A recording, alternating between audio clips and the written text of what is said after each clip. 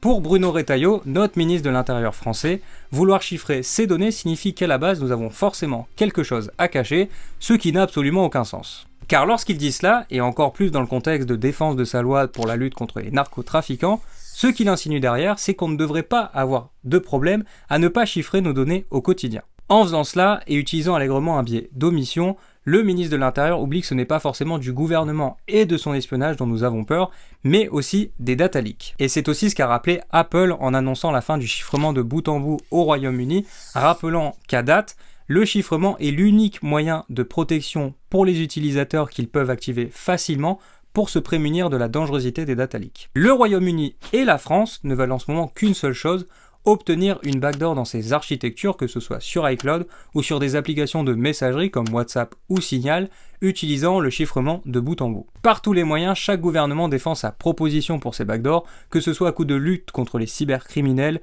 ou de lutte contre les narcotrafiquants, évitant à chaque fois d'utiliser le mot backdoor, même si c'en est bien une. Dans l'état, il est peu probable que ces demandes soient acceptées par les géants essentiellement américains, surtout au vu du contexte politique actuel, mais ce n'est pas la première fois que ce sujet arrive sur le tapis, c'est donc un sujet à garder sous le coude car il risque d'être assez récurrent.